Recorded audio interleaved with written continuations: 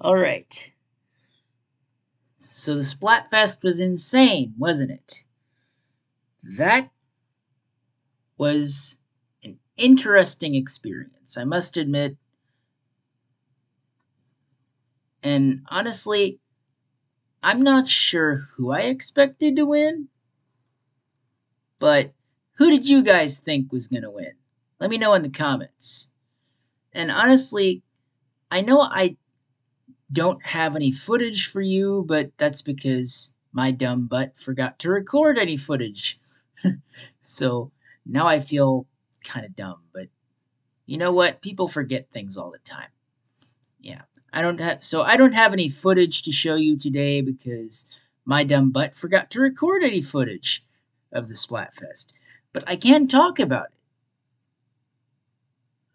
And I know I did try out things like the Splatana and the Stringer, but I honestly am so bad at both of them. You know? And honestly, I very much prefer things like the Splattershot Pro or just the plain old Splattershot. You know, the Splattershot Pro and the plain old Splattershot are more my style than say the Stringer or the Splatana. They're just too tricky for me, they're too advanced. But that's just me. I'm not really an advanced player. I'm more of a casual player, but you know what? That's life. Now, I know what you're thinking. Pacer, what are you doing making a Splatfest video without actual footage of said Splatfest? Well, again, my dumb butt forgot to record footage to show you guys. So, my fault, my bad. We just gotta deal. Right? My fault, my bad. We just gotta deal with it. But, at least I'm making a video covering my take on this.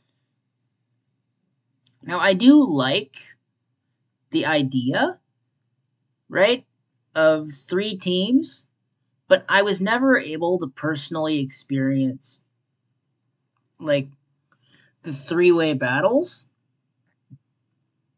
I was always put into one-on-one battles, like one team against another team. I was never able to actually fight with all 3 teams, right? In that 3, team match. All the matches I was put in were just my team and one other team. It was never all 3 teams on the same map at the same time in any of my matches. It was only my team and another team. So I can't really give my take on the battles with all 3 teams on the same map at the same time because I never experienced all 3 teams on the same map at the same time, but that's just me. And I really don't know what to think about the whole idea of all 3 teams on the same map, but honestly, it sounds terrifying. It sounds terrifying, and as I've said, I believe I've mentioned before, I am not an advanced Splatoon player, and as you can probably guess, I would do terribly in a match with 3 teams on the same map. I would probably get absolutely crushed. If all 3 teams were on the same map at the same time, I would get absolutely destroyed. Because I would not be able to handle dealing with 2 teams at once. I can barely handle dealing with 1 team at once. I can barely deal with 1 enemy team at once. Let's be honest. I am no pro, but I do have experience, and I can tell you from experience that, the pros make it look easy, but, newsflash, not easy. The pros make it look easy as pie. The pros do make it look easy, but it's not easy. It's hard, okay? Really hard. And, you just gotta do your best, right? You know what I mean? Just do your best and try not to be discouraged if you're like me and you're just terrible at Splatoon. Right? Just try your best and don't be discouraged if you're like me and you're just terrible at Splatoon. But you know what? That's just me. Just don't be discouraged and focus on practice, practice, practice. Right? Because you know what they say, practice makes better. That was a paraphrase. The actual saying is practice makes perfect, which is not necessarily true in all cases. Right? Look at me. I've played Splatoon since the first game. I've practiced a lot. I've played Splatoon a bunch, and I'm still not a pro.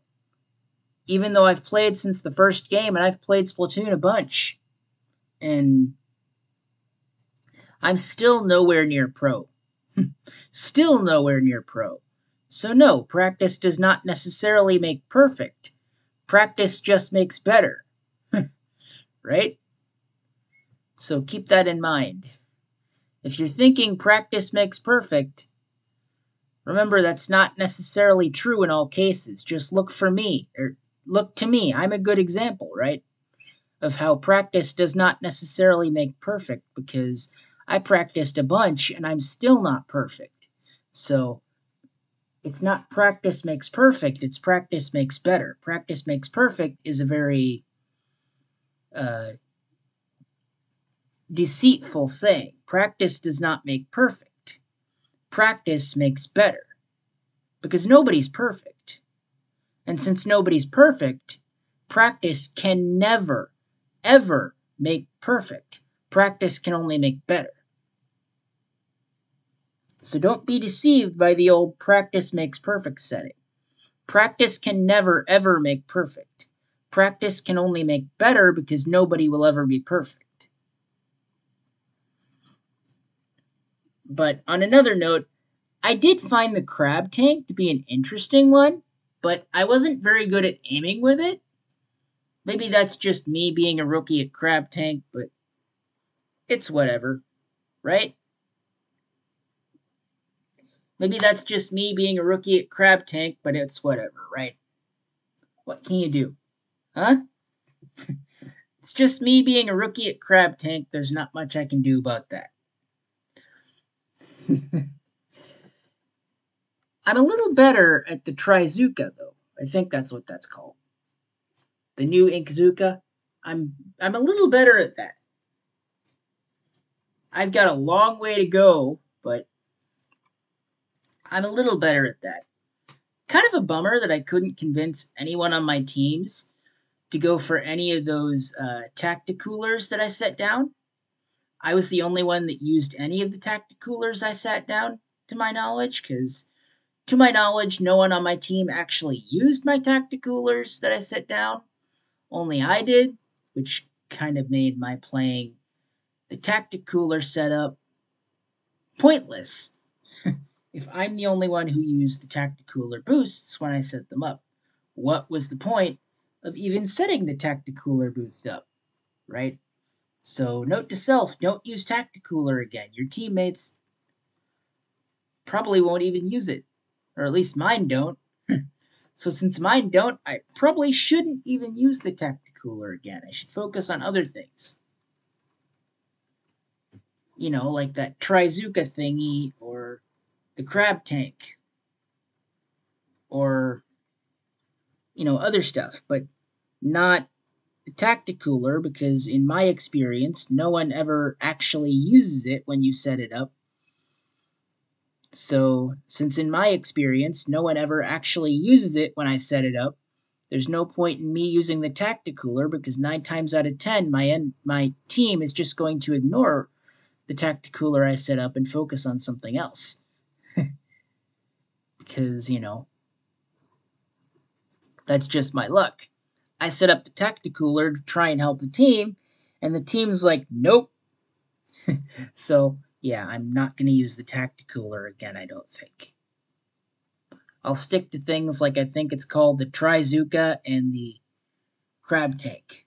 Things like that are going to be more helpful. You know, things like the Splatter Shot and the Splatter Shot Pro, you know, stuff like that.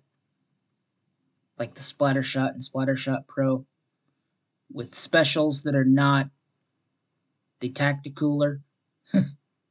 Because, yeah, Tacticooler is useless in my experience because my teams never seem to actually utilize it when I set it up. So really, what's the point of even using a Tacticooler when you could actually be of use using something like a Trizuka or a Crab Tank? But that's just me. Yeah, the Splatfest, on another note, was an insane thing. And honestly, I look forward to the next one. What about you? Let me know if you're looking forward to the next Splatfest in the comments. I'd really appreciate your input on the specials mentioned in this video too, like the Trizuka, the Crab Tank, and the Tacticooler. I'd love your input on those 3 specials as well. Are you the type that doesn't like the Tacticooler?